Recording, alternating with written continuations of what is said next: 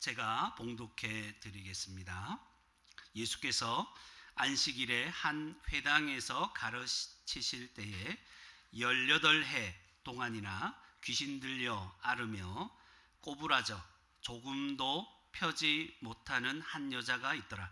예수께서 보시고 불러 이르시되 여자여 네가 네 병에서 놓였다 하시고 안수하시니 여자가 곧 펴고 하나님께 영광을 돌리는지라.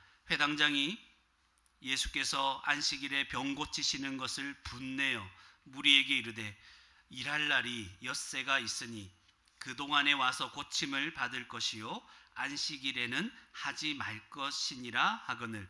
주께서 대답하여 이르시되 외식하는 자들아 너희가 각각 안식일에 자기의 소나 나귀를 외양간에서 풀어내어 이끌고 가서 물을 먹이지 아니하느냐. 그러면 18해 동안이나 사탄에게 매임받은 이 아브라함의 딸을 안식일에 이 매임에서 푸는 것이 합당하지 아니하냐. 예수께서 이 말씀을 하시매 모든 반대하는 자들은 부끄러워하고 온 무리는 그가 하시는 모든 영광스러운 일을 기뻐하니라. 그러므로 예수께서 이르시되 하나님의 나라가 무엇과 같을까? 내가 무엇으로 비교할까? 마치 사람이 자기 채소밭에 갖다 심은 겨자씨 한 알 같으니 자라 나무가 되어 공중의 새들이 그 가지에 깃들였느니라.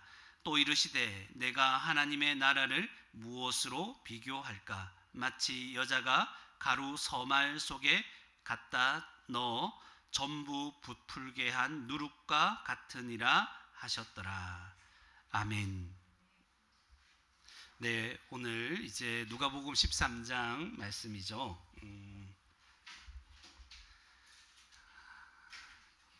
우리는 지금 예수님 이야기를 말씀을 통해 듣고 있습니다. 그렇지만 예수님 이야기를 듣고 있지만 우리는 성경 전체 시작부터 창세기부터 요한계시록 전체에서 하나님이 우리를 위해서 이루신 일들, 약속하시고 이루신 일들을 바탕으로 해서 오늘 이 본문 말씀을 우리가 살펴보고 생각하고 그 은혜에 감사하려고 하는 것입니다. 먼저 이제 지난주에 했던 13장 1절부터 쭉 우리가 보시면 생각이 어느 정도는 나시겠죠? 너무 안 난다 그러면 앞에 서 있는 목사에게 좀 그렇잖아요. 그렇죠? 그래도 생각 나죠? 읽으면 그때 예수님이 나왔죠. 그 정도만 기억해야 돼요. 사람들이 갑자기 죽었었죠. 갈릴리 사람들이 빌라도에 의해 죽었습니다. 잔인하게 갑작스럽게 죽었다고 해서 이 사람들이 다른 사람들보다 특별히 죄가 더 많습니까? 아니라고 그랬죠. 우리도 저와 여러분도 회개하고 예수 그리스도를 믿지 않으면 영원히 망할 죄인들입니다. 모든 사람이 그렇습니다. 특별히 큰 사고를 당했다고 해서 큰 병에 걸렸다고 해서 그 사람이 죄가 더 많아서 그런 건 아닙니다. 왜냐하면 똑같이 죽으면 하나님 앞에 서기 때문에 그런 거죠. 다 망할 죄인입니다. 그런데 저와 여러분이 받을 하나님의 진노를 누가 대신 다 받았습니까? 예수님이 다 받으셨죠. 하나님은 거룩하신 분이기에 죄를 하나도 그냥 넘어가지 않습니다. 무섭죠? 죄에 대한 합당한 진노를 내리시는 거죠. 이 진노는 사람들이 그렇게 막 화내면서 뚜껑 열리고 하는 그런 막 이성을 잃고 하는 진노가 아니죠. 하나님의 영원한 속성에서 나오는 일관되고 확실한 적대와 그런 분노이기 때문에 이 하나님의 진노를 받는다는 것은 우리 죄 문제가 해결되지 않는 이상 사라지지 않는 거예요. 영원토록. 그런데 그 진노가 지금도 나타나고 있죠. 이미 나타나고 있죠. 어떤 방식으로? 내버려 두심으로. 그래서 이 죄악된 세상이 그 죄악을 행하면서 하나님의 진노를 받는 그런 자리에 가기까지 준비되고 있는 것이죠. 그런데 그리고 장차 마지막에는 영원한 심판이 있을 것입니다. 그런데 이 시대, 우리가 사는 시대는 이 죄가 이렇게도 심각한 문제인데도 이 심각성을 감추는 시대에 우리가 살고 있다고 말씀드렸습니다. 그래서 우리의 죄를 회개할 기회를 다 뺏어 버립니다. 왜냐하면 내가 왜 죄인인데 죄의 심각성을 몰라요. 여러분이 당장 이제 한 달 뒤에 여러분이 감옥에 가야 된다, 이게 판정이 났어요. 여러분도 알고 있어 그거. 그럼 여러분 어떻게 하겠습니까? 두렵기도 하고 이 문제를 해결할 방법이 없을까, 그죠? 그런 방법을 찾아보기도 하고 얼마나 그런 노력들을 하겠습니까? 그런데 이 시대는 우리가 죄인이라는 사실을 자꾸만 숨겨요. 감추는 시대이기 때문에 사람들이 회개할 기회가 없어지는 거예요. 내가 왜 회개해야 되는가? 기본적으로 그런 마음입니다. 문제는 교회에서조차 이제 죄와 회개에 대해서 강조하지 않는 경우가 많습니다. 여러분이 우리 교회에 나오니까 계속 죄와 회개를 많이 듣죠. 또 그런 또 교회들도 많이 있을 겁니다. 그러나 어떤 교회들에 가면 죄, 회개 이런 얘기를 듣기 힘든 경우도 많습니다. 큰 교회에 갈수록 그런 경향이 많이 있을 수 있습니다. 하나님은 우리에 대해서 충분히 참으셨습니다. 그 말씀에 나왔죠. 포도원에 심은 무화과 나무, 그죠? 거기에 3년 동안이나 참았죠. 그리고 1년 더 기회를 줬습니다. 그 말은 회개할 기회가 이제 얼마 남지 않았다는 말씀입니다. 예수님께서 십자가에서 받으신 우리 죄를 대신한 이 형벌, 그리고 우리에게 주신 죄 사함의 은혜를 진지하게 듣고 회개해야 됩니다. 우리 뭐 청소년이나 뭐 우리 주일학교 아이들 다 마찬가지예요. 목사님 잘 안 들리고 듣기 싫고 뭐 약간 지겹고 귀찮은데요. 그거 상관없어요, 여러분. 상관없어요. 그냥 이걸 받아들이지 않으면 형벌이 내려지니까 영원토록. 이거는 뭐 귀찮고 못 알아듣고 이런 문제가 아니에요. 어떻게든 알아내고 여러분이 진지하게 들어야 될 문제라는 거죠. 얼마 남지 않았다는 거죠. 회개하고 믿는 자는 그 열매를 맺게 돼서 하나님이 그렇게 무화과 나무에서 얻기를 바랬던 열매를 맺잖아요. 그 열매를 맺고 풍성한 은혜를 누리며 살 것입니다. 그러나 회개하지 않는 자는 어떻게 된다? 찍혀서 버려지게 될 것입니다. 영원토록. 이런 흐름 가운데 예수님은 오늘 병든 한 여인을 고쳐주시는 거예요. 이게 다 연결되어 있는 거예요. 이런 흐름 가운데.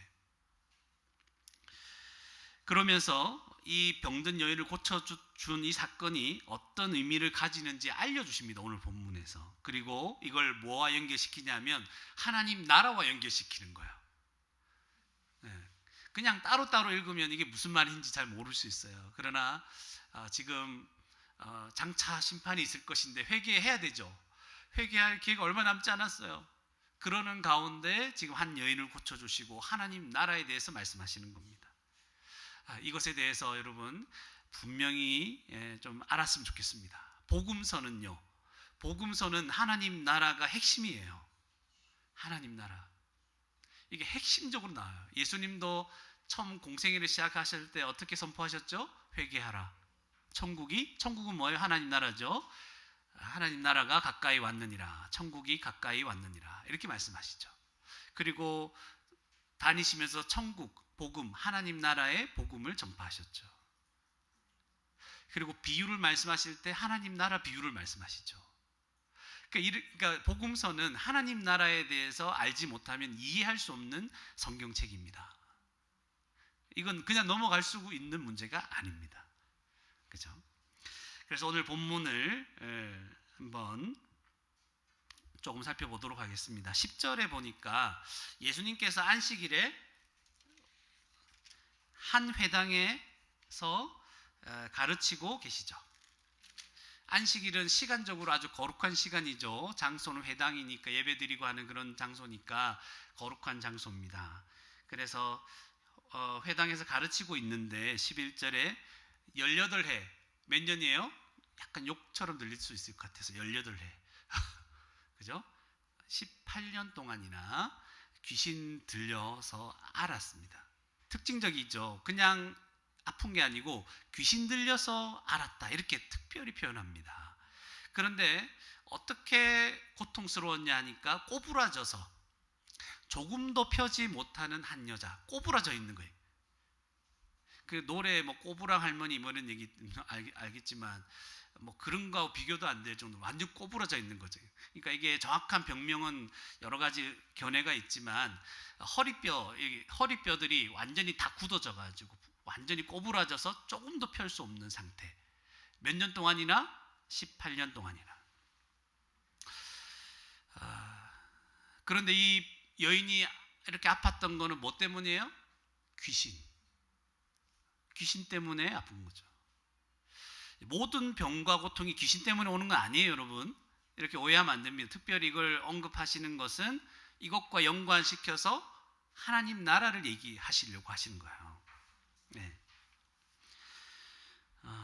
그래서 이 부분을 설명하고 있는 부분은 되게 중요합니다. 귀신 들려 앓고 있다. 꼬부라져서 조금도 가능성이 없다는 거예요. 펼 수 없는 상태. 그래서 이 여인의 이 상태 얼마나 비참한 인생이었을까. 이 여인이 만약 예수님을 만나지 못했더라면 여전히 펴지 못한 상태에서 앓고 귀신 들려 있었겠죠. 그렇기 때문에 이 여인보다 비참한 인생이 있을까 할 정도로 가장 어떻게 보면 비참한 인생의 모습을 하며 살고 있는 것입니다. 그런데 우리가 이 여인 생각하면서 불쌍하다, 목사님 불쌍해요, 이렇게 생각하지 말고 누구를 생각해야 됩니까? 예수님 믿기 전에 우리의 모습이 이 여인과 같다는 걸 생각하셔야 돼요. 자꾸 남 생각하지 말고 귀신 들려 앓고 있고 꼬부라져서 조금도 펴지 못하는 비참한 인생이 예수님 만나기 전에 우리의 인생이었다, 이 생각을 하셔야 됩니다. 12절에 보니까 예수님이 그 여인을 이제 보고 부르시죠. 그래서 뭐라고 말씀하십니까? 여자여, 내가 어떻게 됐다? 내 병에서 놓였다. 아니, 병이 나았다, 뭐 이렇게 낫게 해주겠다, 뭐 이런 말을 안 하시고 왜 병에서 놓였다 이런 말을 하십니까? 귀신 들렸다고 했잖아요. 그 원인이 귀신 들림에서 나오는 거잖아요. 그러니까 놓인다, 놓였다라는 이 표현을 쓰는 거죠. 그래서 귀신에게서 놓임으로 또 육체의 병에서도 놓이는 거예요. 이런 표현들에 집중을 하실 필요가 있는 거예요. 이게 뒤에도 계속 연결됩니다. 병이 나았다가 아니고 뭐예요? 병에서 놓였다.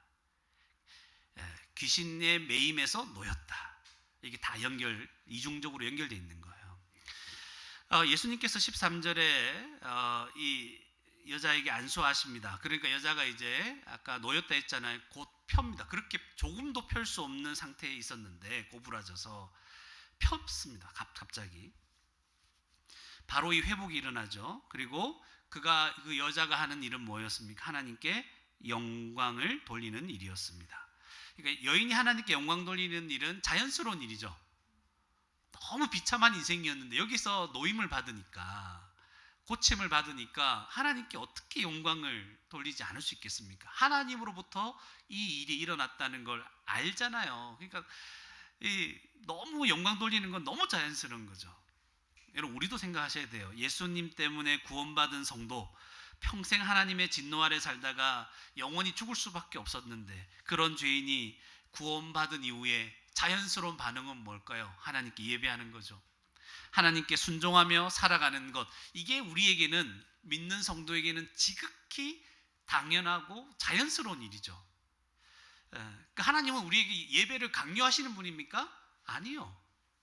하나님 우리에게 예배를 율법적으로 강요하지 않으십니다. 하나님의 구원 때문에 예배하지 않을 수 없는 것이 성도의 인생인 거예요. 그래서 여러분, 한 번이라도 이게 한 번씩 오늘 예배 드리기 싫다 이런 마음이 들 때는 여러 가지 일들이 많았기 때문에 그런 생각이 들겠죠. 그러나 다시 생각을 하셔야 돼요. 내가 예배를 왜 드리나? 예배 안 드린다고 죽나요? 바로 하나님 번개 내려가지고 바로 죽입니까? 뭐 전혀 위협을 느끼지 않는 분들을 위해서 그럴 수도 있다라고 얘기하고 싶어요. 그러나 그렇지 않습니다. 그런데 내가 예배를 오늘 왜 드려야 됩니까? 여러분이 구원을 받았다면 드리는 거예요. 이 구원의 은혜가 크다면 어떤 상황에서도 우리는 예배를 드리며 하나님께 영광을 돌리는 거죠.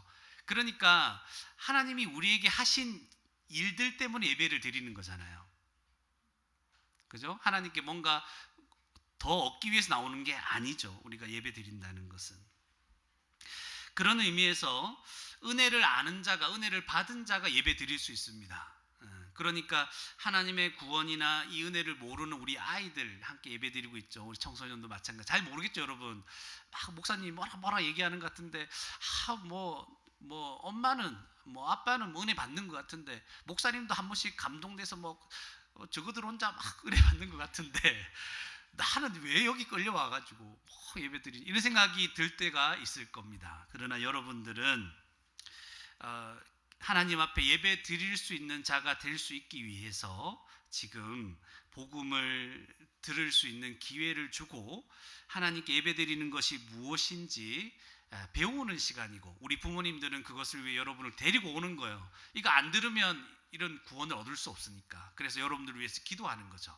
이게 우리가 할 수 있는, 부모가 할 수 있는 최선입니다. 다른 건 어떻게 하겠습니까? 그리고 여러분들이 하루속히 하나님을 만나고 복음을 깨닫고 믿음으로 그분께 예배드리는 자가 되기를 원하는 것이 목사인 저와 부모님들의 소원인 것이죠. 그래서 여러분들이 순종해야 되는 이 모든 시기 동안 여러분 순종함으로 교회에 와서 뭔 말인지 모르겠고 빨리 안 끝내나 이제 이런 생각이 들어도 복음을 듣고, 잠자는 자들은 깨어서 또 다시 한번 복음을 들어야 되고, 그러니까 이런 목사가 막 모든 수고를 하는 거, 잠도 깨워주죠. 이런 얼마나 서비스, 애프터 서비스를 합니까? 그렇죠. 어떻게 하나 여러분들이 구원받도록 하기 위한 것입니다. 그런데 여러분, 이 18년 동안이나 이렇게 앓던 여인이 고침을 받았잖아요. 귀신도 나갔잖아요. 얼마나 좋은 일입니까? 근데 화를 내는 사람이 있어요. 진짜 이상해요. 이 좋은 날에 화를 내는 사람. 14절에 회당장이 막 분을 낸다 그랬어요. 예수님께서 안식일에 병 고쳤다고 화를 내는 거죠. 그러니까 막 이제 흥분해서 막 얘기한 것 같아요. 뭐라고 하냐면, 일할 날이 엿새가 6일 동안 일할 수 있지 않냐? 왜 그동안에 와서 고침 받지? 왜 지금 안식일에 와서 지금 고침 받는다고 난리고. 욕 한번 할게요. 욕 안 할게요. 이렇게 하는 거냐? 안식일에는 하지 말라. 평일에 해라. 엿새 동안. 이 얘기를 하는 거죠. 왜 이런 말을 하냐면, 왜 화를 내면서 이런 얘기를 하냐면, 구약의 십계명이 기준이 되는 거예요. 안식일에 대한 그 십계명이 있죠. 엿새 동안 힘써 모든 일을 행하고 일곱째 날은 안식일이니까 아무 일도 하지 말라라고 성경에 나와 있거든요. 그러면서 이제 이 일에 대해서 뭔가 규정하지는 않았거든요. 그런데 뒤에 유대교의 랍비들이 추가로 이걸 만든 거예요. 이 안식일을 잘 지키게 하기 위해서는 이거 일은 하면 안 된다. 일이란 무엇일까? 자기들이 마음대로 정한 거예요. 그래서 그 규정들을 한번 잘 만들어 가지고 몇 가지 정도 되냐면, 제가 살펴본 자료에 의하면 이 규정들이 안식일에 하지 말아야 될 일들이 39가지 정도 된다고 합니다. 노동행위로 규정되는 거, 몇 걸음 이상 가는 거, 이런 거 있잖아요. 이런 거, 불을 피우면 안 된다, 이런 거. 하여튼 여러 가지 것들이 있어요. 그것들이 성경에 나와 있는 게 아니고 유대의 교회 랍비들이 이 안식일을 어떻게든 잘 지켜보기 위해서, 잘 지켜보고자 하는 마음에 추가로 규례들을 만들어낸 거예요. 이해가죠? 그걸 좀 이해를 하셔야 됩니다. 그러니까 지금 예수님이 병자를 고친 거는 이거 일한 거다, 노동행위다, 이렇게 얘기를 하는 거예요. 진짜 한심하죠?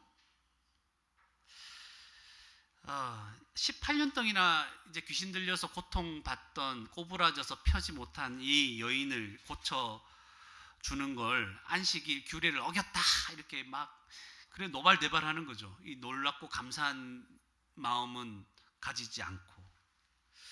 예수님이 뭐라고 하실까요? 15절 16절에 한마디로 가르치시죠.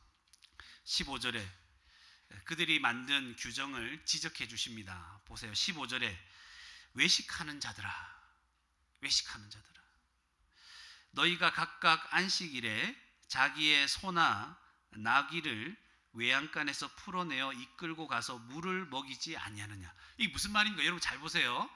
지금 안식일에 그들이 늘 하던 일이 있어요. 이건 괜찮다 하는 일이 뭐냐면 자기 외양간에 가서 자기 소나 나귀를 풀어요. 그리고 끌고 가요. 그리고 물까지 먹여요. 이거 노동입니까? 노동 아닙니까? 그들의 기준에 따르면 큰 노동이죠. 예수님은 그냥 그 여인에게 야 병에서 놓였다 그냥 안수하시고, 그게 노동입니까? 이게 노동입니까? 근데 이 일들은 오랫동안 그들에게 예외 규정으로 예외 규정으로, 소와 나귀에게 물 안 먹이면 어찌 됩니까? 죽잖아요. 자기 소유를 잃어버리잖아요. 그러니까 이거는 일이 아니다 이렇게 여기고 지내왔던 거예요. 그걸 딱 지적해 주시는 거예요. 그래서 이제 16절에 말씀하시는 거죠. 이것과 비교해서 말씀하시는 거죠. 18해 동안 18년 동안이나 사탄에게 매임받은, 지금도 매여 있죠. 소나 나귀도 매여 있었죠. 그걸 풀었죠. 아까 15절에 했던 내용을 연결해서 비유적으로 얘기하는 거예요. 그런데 이 여인은 18년 동안 사탄에게 매여 있었다. 그런데 예수님이 이걸 풀어서 이 안식일에 이 매임에서 푸는 것이 합당하지 아니하냐 하고 그 회당장의 논리를 완전히 박살내 버리는 거예요.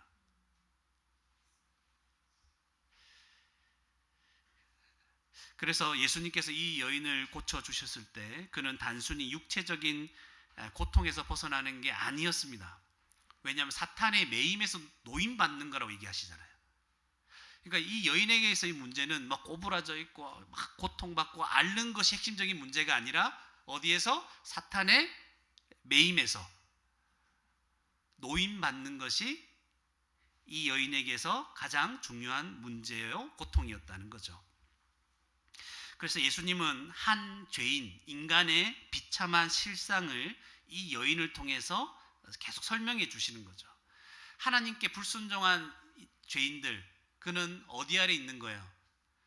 죄 아래, 사탄의 권세 아래에 매여서 꼬부라져서 하나도 펴지 못하며 고통스러운 이 여인과 같은 처지라는 거예요. 죄인이라는 게 뭐냐 하니까 눈으로 시각적으로 보여주는 거예요. 이 여인과 같다. 여러분 죄인인 거 여러분 스스로 잘 모릅니까? 이 여인을 보면서 내가 꼬부라져 평생 펴지도 못하고 앓고 있고 귀신 들려 있는 그 상태가 죄인의 상태라는 거예요. 그런데 예수님이 오셔서 이 죄인을 이 매임에서 풀어서 안식을 주시는 거예요. 사탄에서 노임받게 하시고 이제 꼬부라졌던 몸이 쫙 펴지는 거예요. 쫙 두두두두둑 쫙, 그죠? 펴지는 거예요. 이 사람들의 반응이 어땠을까? 두 부류로 나눠집니다. 17절에 모든 반대하는 사람들은 부끄러워했고, 그러니까 스스로도 자신의 모순된 말과 행동을 인정하지 않을 수 없었던 거예요. 너무 상반되니까 자기가 했던 말이, 화를 냈던 것도 너무 부끄러운 거죠. 그리고 온 무리는 어떻게 했다고 얘기합니까? 그가 하시는 모든 영광스러운 일을 기뻐했다 이렇게 나옵니다. 여러분, 그 예수님이 이 땅에서 행하신 그 사역과 가르침은 사람들을 점점 더 분명하게 구분해주고 있다는 거 아십니까? 예수님에 대해, 복음에 대해 알아갈수록 애매한 태도를 우리는 가질 수 없어요. 주님을 더 알아가면요 애매한 태도가 잘 안 나와요. 주님 앞에서 애매한 태도를 가진다는 것은 무슨 말이냐면 그분에 대해서 내가 잘 모른다는 말이에요. 그분을 신뢰하고 믿지 않기 때문에 애매하게 그분 앞에서 살아가는 거예요. 그래서 제가 계속 여러분들이 뭐 얘기합니까? 주님을 알아가고 복음을 알아가야 된다. 그것이 우리를 인도하는 거예요. 지금까지 예수님에 대해, 복음에 대해 반대하던 자들도 결국에는 계속 자기들은 반대했잖아요. 막 거품 물고 예수님께 반대했잖아요. 그런데 결국에는 복음에 대해 알아갈수록 자신의 말과 행동을 부끄러워하게 되는 거예요. 결국은 그렇게 돼요. 처음엔 자기가 맞느니 뭐 예수님이 뭐냐, 기독교가 뭐냐 욕하고 막 그러잖아요. 그런데 마지막에는 복음을 조금씩 알아가잖아요. 그러면 부끄러워지는 거예요. 자기가 한 모든 것들이.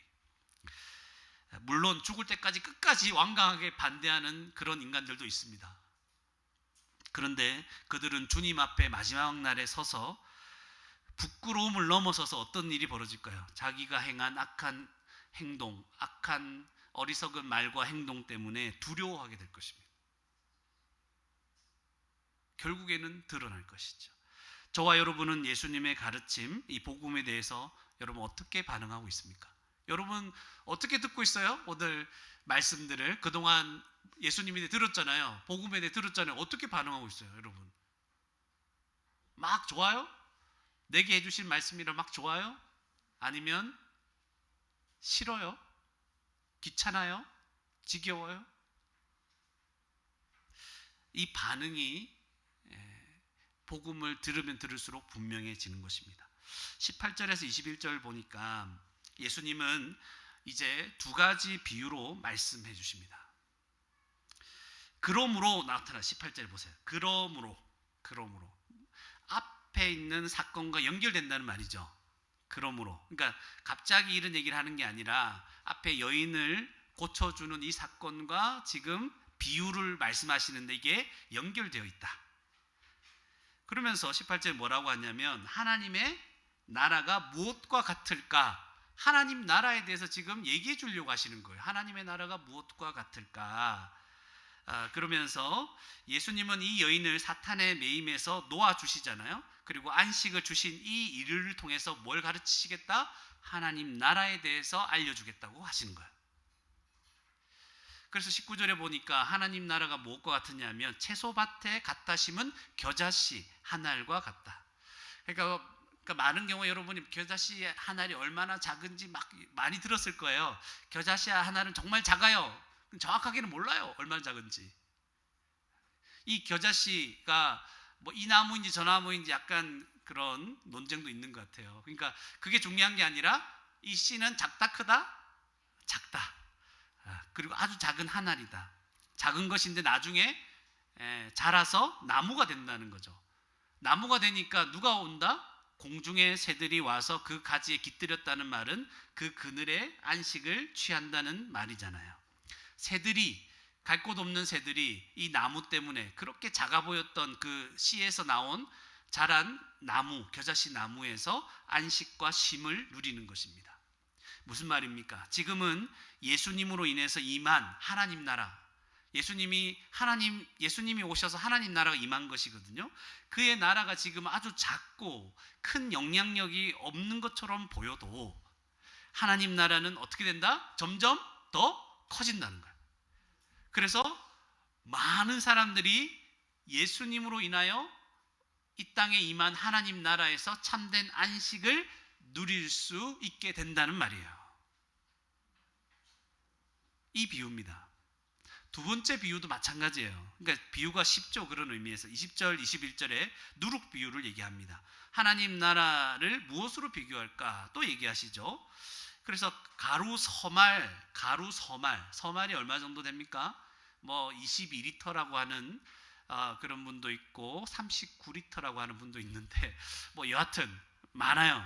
뭐 우리 20kg 쌀 한 푸대 아니면 2배 뭐 이 정도 될 거예요. 그 정도 속에 뭘 넣어요? 누룩이 뭐예요? 이스트. 빵 만들 때 항상 누룩을 넣어야 돼요. 이스트.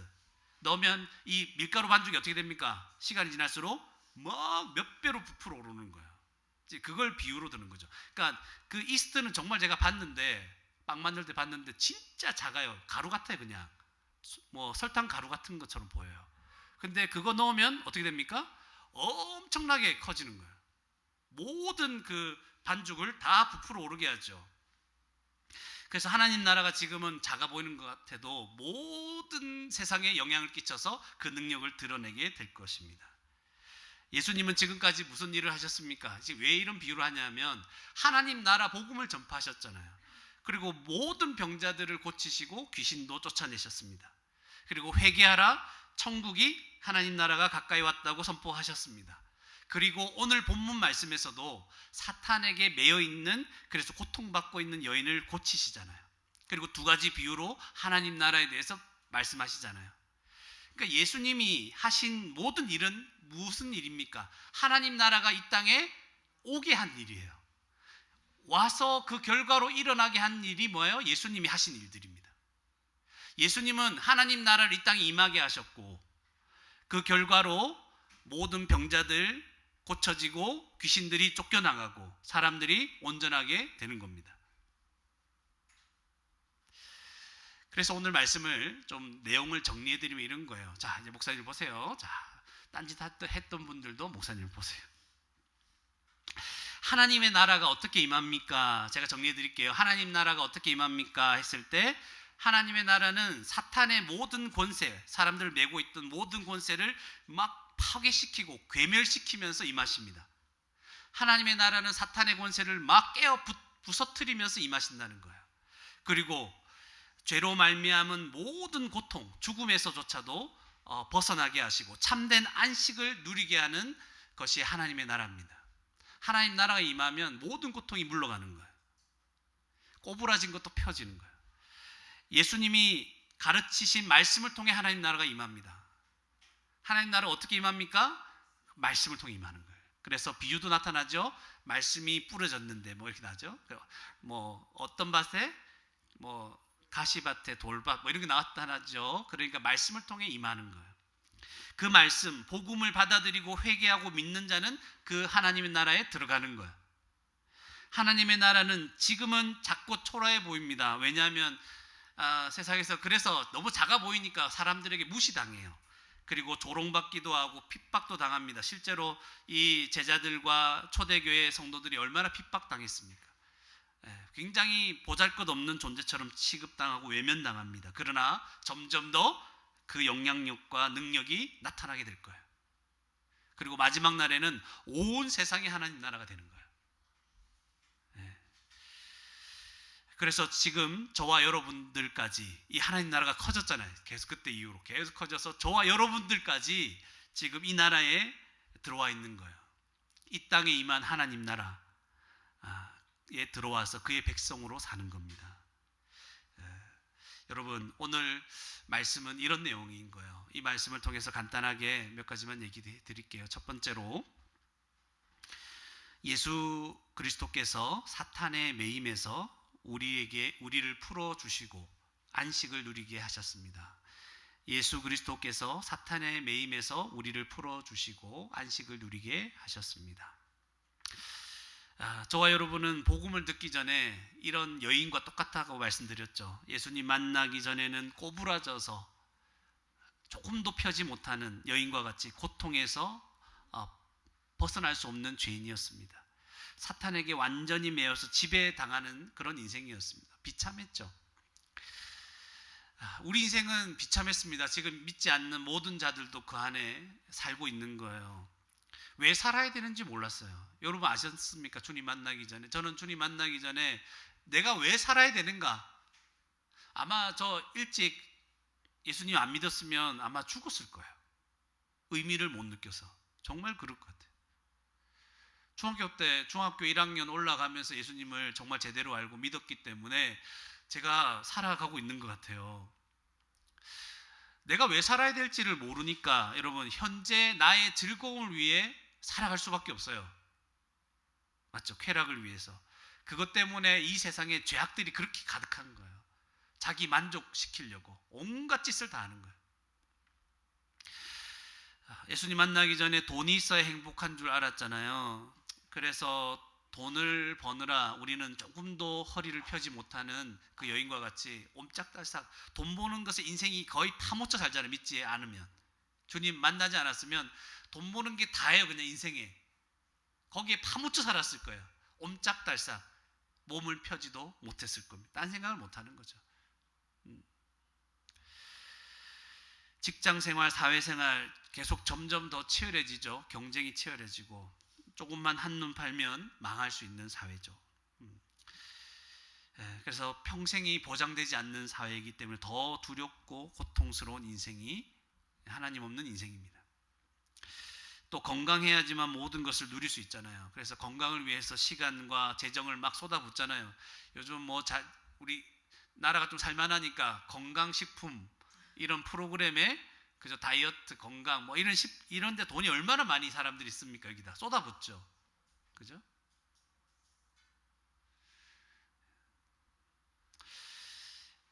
그렇지만 금방 늙어가잖아요.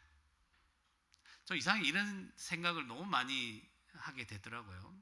아, 세월이 빠르다. 여러분 그런 생각 잘 안 드십니까? 그럼 젊은 거예요. 너무 빠른 거예요.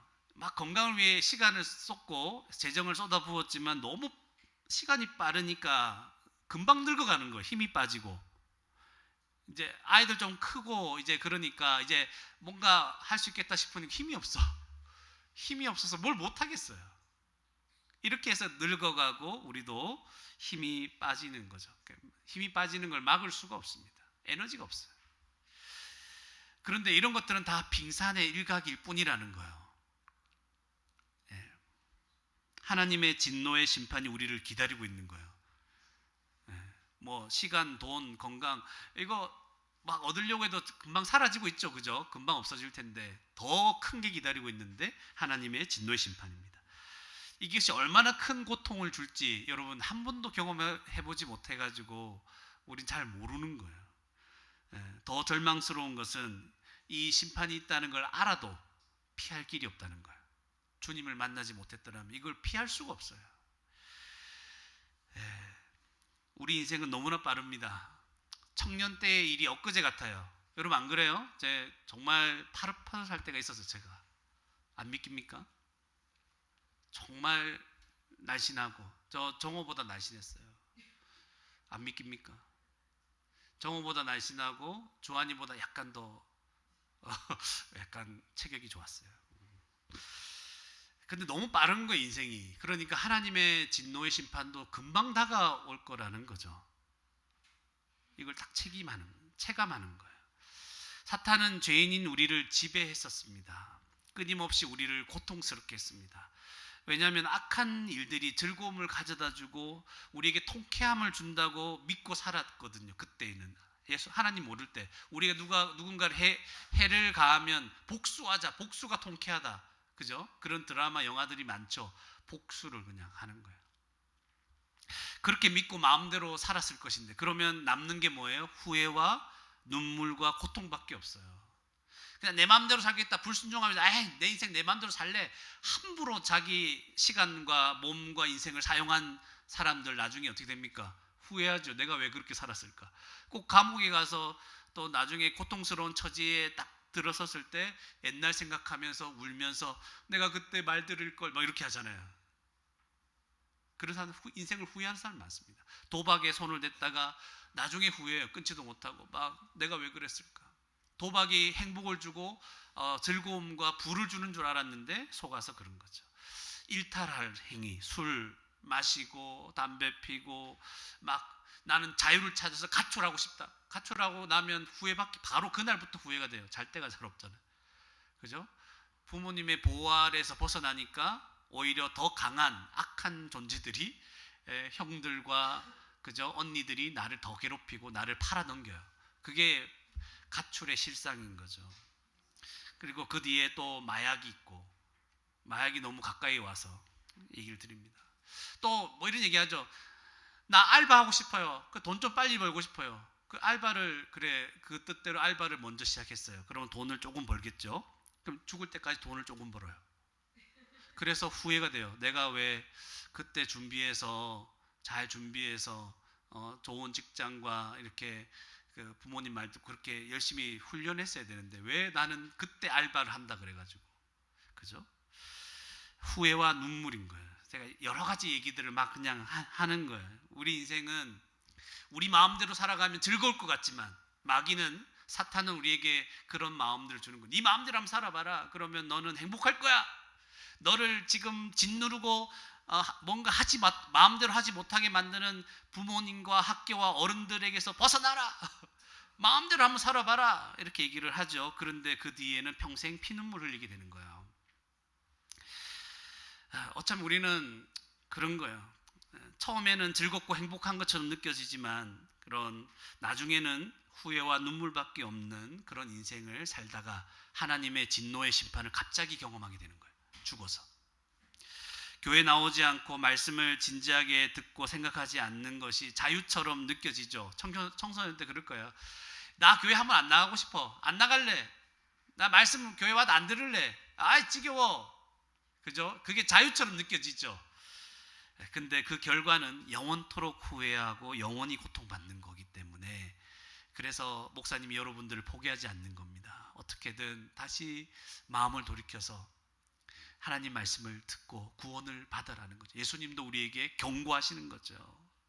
그런데 그런 우리가 마귀의 이 매임에서 내 마음의 원대로 육체의 원대로 행하며 살고자 했던 이런 인생에서 고통스러운 인생에서 우리가 복음을 들으면서 이제 나에 대해서 알게 된 거예요. 내가 죄인이라는 사실. 하나님에 대해서 알게 된 거죠. 죄를 회개하고 예수님을 믿을 때 성령께서 우리에게 오신 거예요. 그게 우리입니다.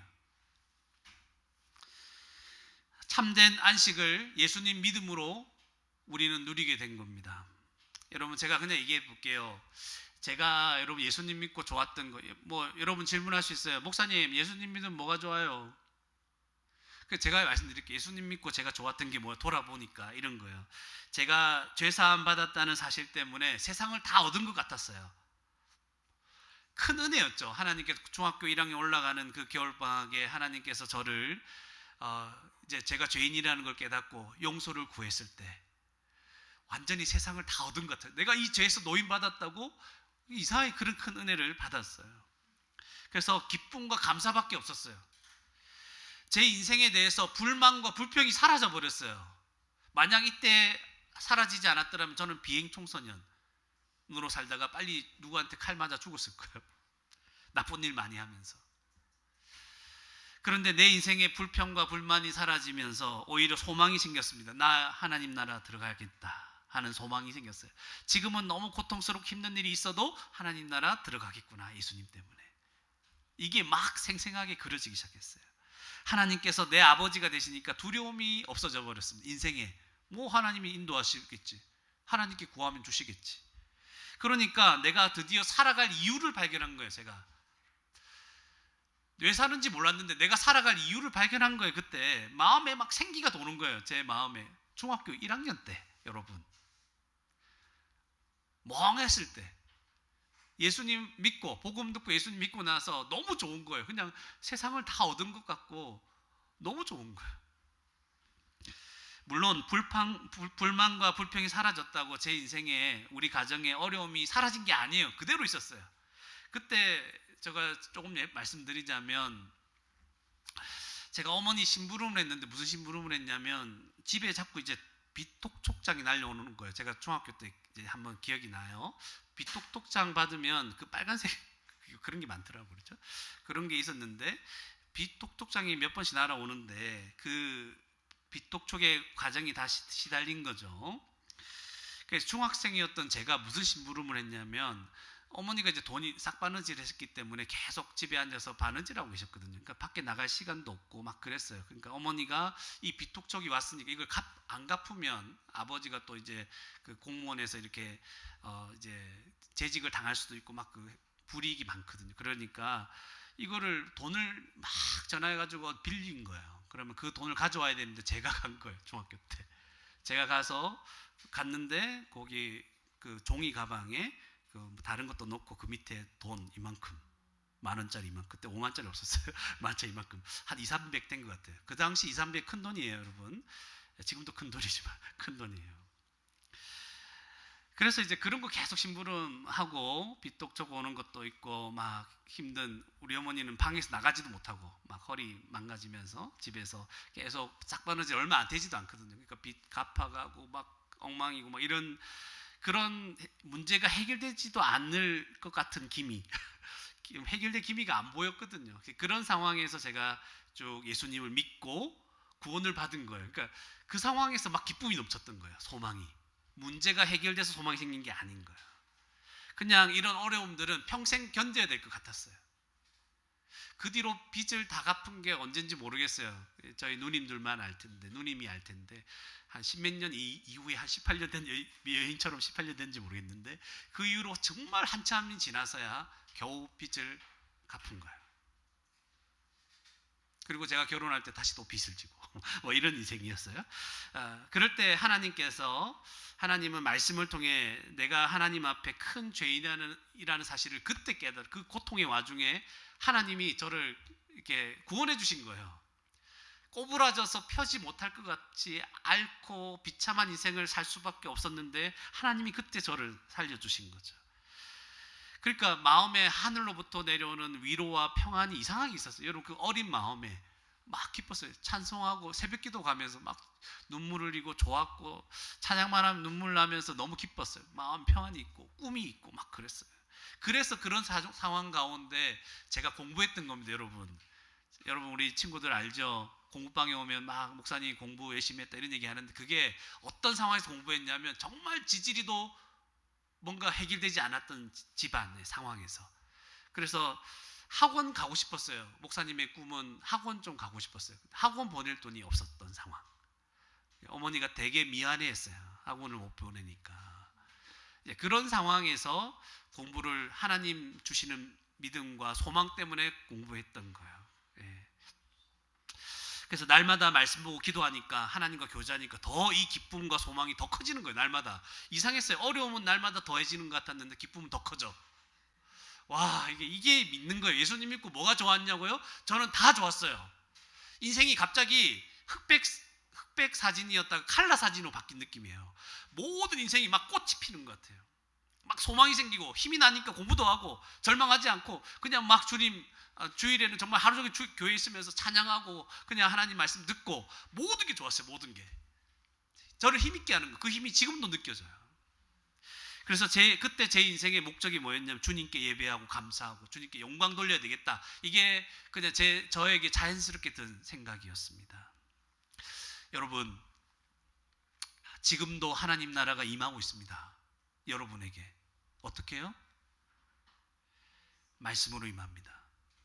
여러분, 목사님 말씀 들립니까? 듣는 자는 그에게 하나님 나라가 임하고 있는 거죠. 예수님께서 여러분의 꼬부라져서 평생 앓고 사탄에게 매여서 어쩔 줄 몰라서 하나님의 진노의 자리로 끌려가는 여러분들을 탁 풀어 살려서 안식을 주시는 그 하나님 나라가 이 말씀을 통해 여러분에게 임하고 있는 것입니다. 여러분도 여러분의 죄를 회개하고 믿으면 여러분 다 이 하나님 나라에 들어가서 그의 백성으로 영원토록 안식을 누리게 될 겁니다. 예수님은 이렇게 만나는 거예요. 하나님의 말씀, 이 선포되는 말씀을 진지하게 듣고 믿음으로 그 자신의 죄가 깨달아지면 그걸 회개함으로 여러분이 드디어 안식을 누리게 되는 거예요. 다른 거 없어요.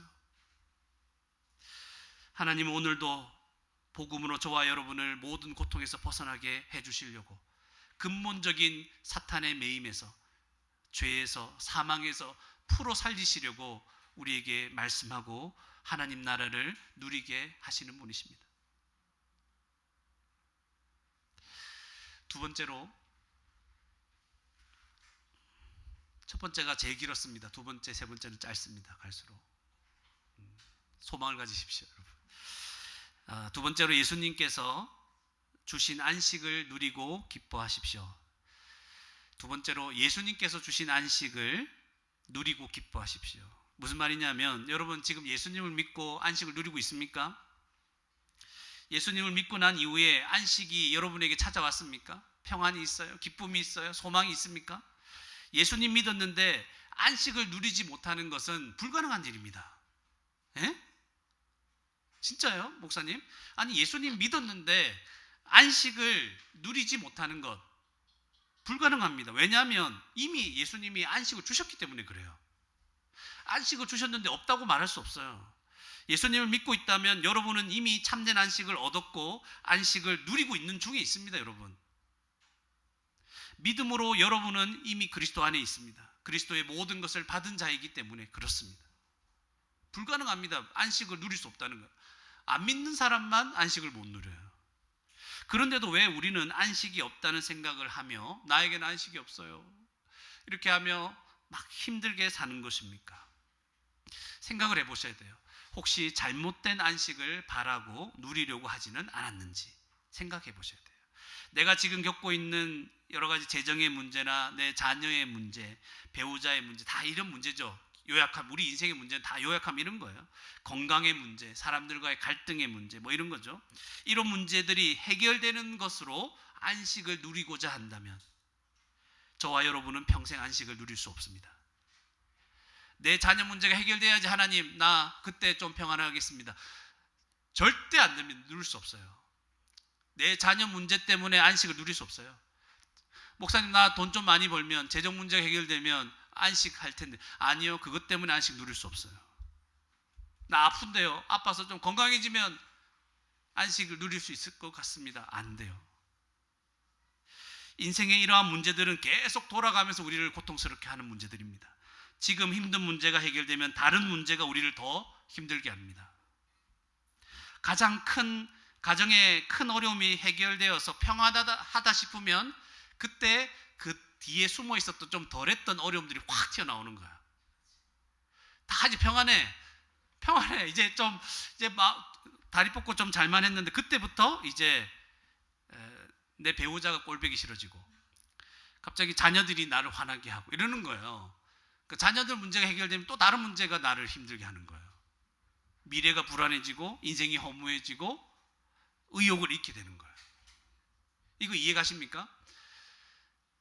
그러니까 여러분 다른 사람과 나의 고통을 비교하시면 안 돼요. 왜냐하면 그 사람은 항상 그런 자기에게 겪고 있는 이 문제 때문에 힘들어하는 거예요.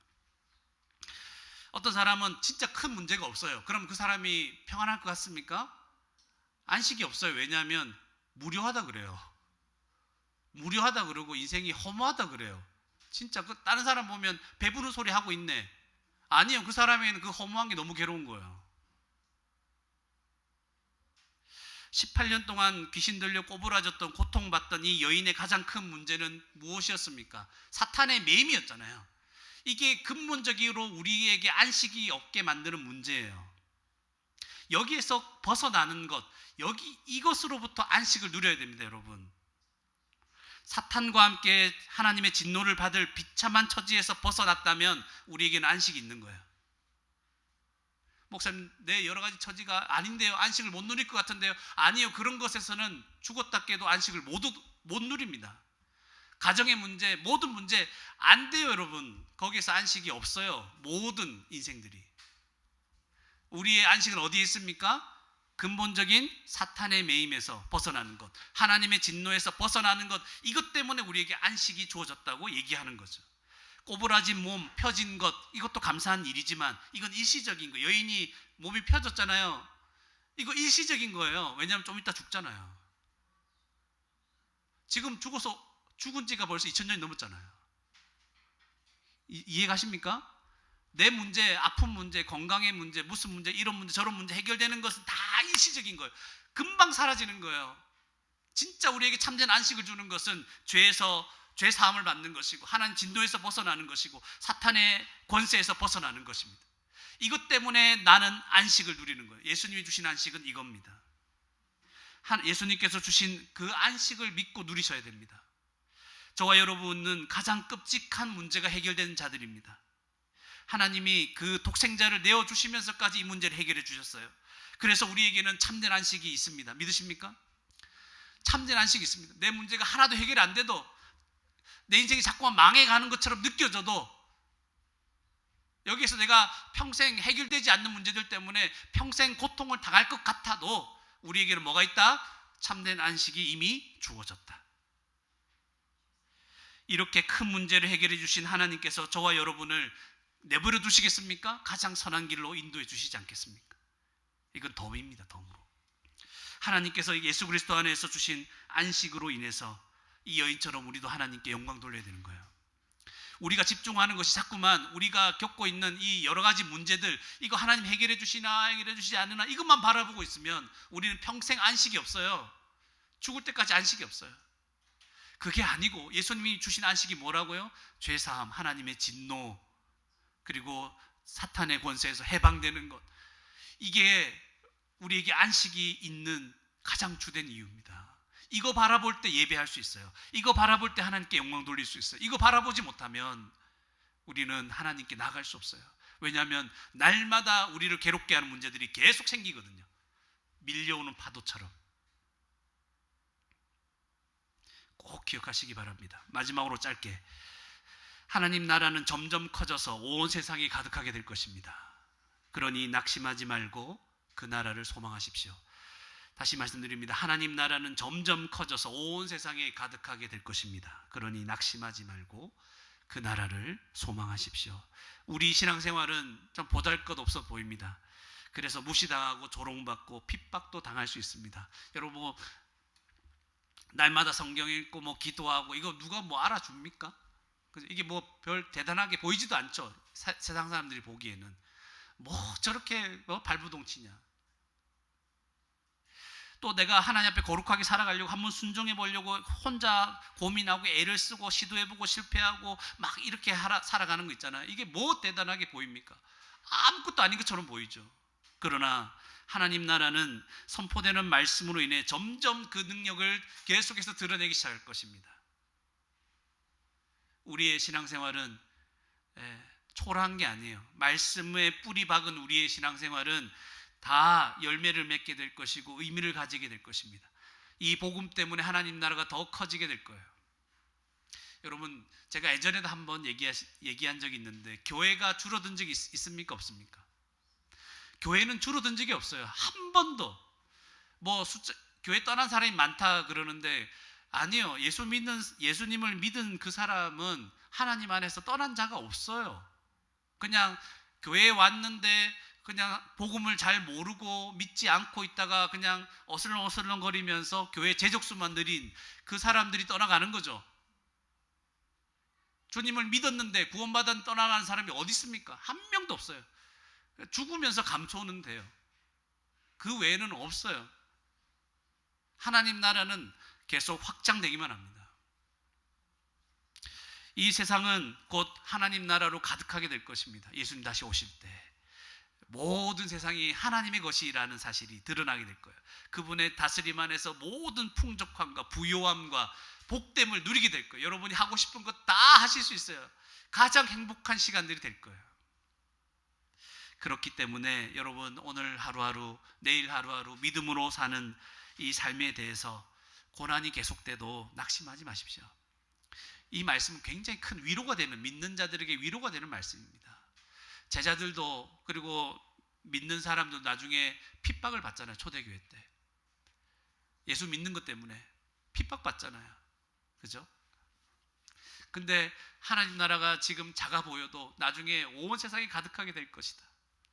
이 소망 때문에 그들은 위로를 얻고 믿음의 삶을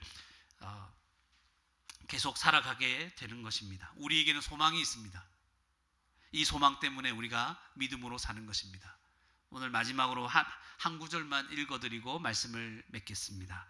고린도전서 15장 58절에 제가 읽겠습니다. 그러므로 내 사랑하는 형제들아, 견실하며 흔들리지 말고 항상 주의 일에 더욱 힘쓰는 자들이 되라. 이는 너희 수고가 주 안에서 헛되지 않은 줄 알미라. 이렇게 믿음으로 살아가며 하나님 나라가 온 세상에 가득하게 될 것을 소망하며 믿음으로 여러분을 정말 보잘것없다고 여기는 모든 사람들의 시선 다 무시하시고 여러분이 무시하십시오. 오직 하나님 말씀 붙들고 하루하루 전진하시는 저와 여러분이 되기를 주님의 이름으로 축원합니다. 함께 기도하시겠습니다. 기도하실 때